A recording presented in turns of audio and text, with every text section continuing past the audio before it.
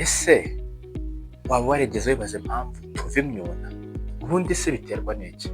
Ese ni ukubera icyo utagomba kurarama mu gihe uri kuva imyuna?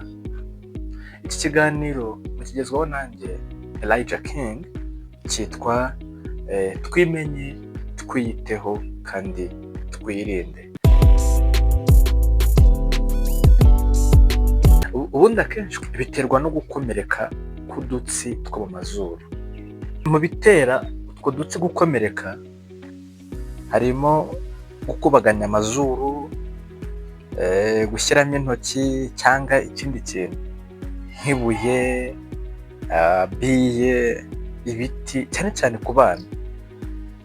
Ikindi kintu kibitera akenshi usanga ari nk'abantu nyine bari mu mikino isanzwe yo gukirana, kubw'impanuka umuntu akaba yagukubitaho nk'ingumi cyangwa umugeri cyangwa muri kurwana. Of course ikindi kibitera aba ari kumagara mu mazuru, bituma naho iyo n'indi mpamvu nayo itera kuzana amaraso mu mazuru, cyangwa se kuva imyuna, gupfuna cyane, kurwara ibicurane cyangwa kugira amalerji.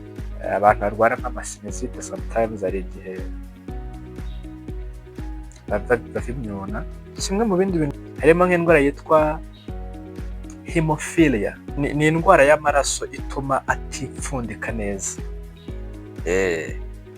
Akenshi iyi ndwara nta nubwo ikira, kuko ni indwara yo mu muryango, bya bindi bita genetic stuff. Barayihererekanya mu muryango, gusa hari imiti yabugenewe, iyo uyifashe irakorohereza, ituma nyine amaraso yipfundika uko bikwiriye. Indi ndwara yitwa leukemia, ni kanseri y'amaraso, ariko yo yiravurwa igakira iyo ufite ubuvuzi bwiza. Ikibazo gikurikiyeho turibaza ngo ese kuki abantu benshi bava imyuna mu gihe cy'izuba ryinshi? Impamvu ni uko izuba rituma amazuru yumagara cyane. Rero icyo uba ugomba gukora ni ukunywa amazi menshi kugira ngo bigufashe kugumana ubu bubere, hagume horoshye. Ni ibiki ugomba kwirinda mu gihe uri kuva imyuna? Icya mbere, ugomba kwirinda kurarama. Tekereza, amaraso ubwayo arimo aravira mu mazuru, ari gushaka inzira asohoka, kuko iyo yipfunditsemo indani biteza ikindi kibazo. None arimo arashaka inzira asohoka, wowe urimo urashaka kuyasubiza inyuma agenda yirekere mu mutwe n'indani. Really? Aho ngaho waba urimo urashaka guteza ibindi bibazo bikomeye. Ahubwo wagakoze iki?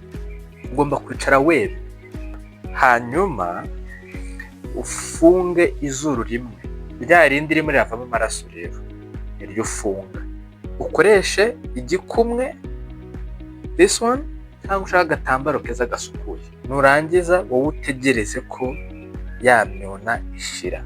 Icyo nicyo ukwiriye gukora, aho kugira ngo urarame. Uko ariya amaraso agenda ashoka agera aho yumva yakikama. Ikindi kintu, irinde kwikora mu mazuru. Uko ugenda ukorogoshoramo ugera gutya, hari udutsi turi kugenda twiyubaka, twongera twisanasana. Noneho uko ugenda ujombaguramo intoki, urimo urongera ukazisenya, uri kuzicukuza. Utwo dutsi twihorere, wikorakora mu mazuru. Akenshi njya mbona abantu basuka abandi amazi mu mutwe mu gihe umuntu arimo arabirwa, ngira ngo arabibonye nawe, ntacyo bitanga. Cyakoze ku ruhande rumwe bihumuriza umuntu uri kuva imyuna, yumva nyine yitaweho. Ikindi ni uko n'ariya amazi atuma hahandi amaraso arimo arashokera, y'amazi ayakuraho, arayakilininga, akayavana mu nzira. Ikindi, iyo umuntu usutse amazi mu mutwe bituma umubiri wumva uruhutse, cyane cyane mu gice cy'amazuru, kuko urumva niho haba humagaye. None iyo ushyizeho amazi agashokeraho, iki gice cyumva nyine kiruhutse. Ariko urebye mu byayahagarika ntabwo byo biri mu bintu byatanje. Ahubwo ikintu dukwiye gukora cy'ingenzi kurusha ibindi byose bigukunde muri uwo mwanya ugahita ubona ishashi irimo barafu. Barafu turazizi, niba utazizi ni bya bibuye by'umweru usanga muri firigo byamatiriye mu mpande, urazizi? Ziriya nizo twita ice. Hari izindi firigo nziza zabigenewe zikora ice ziza ziri mu cubes, you know.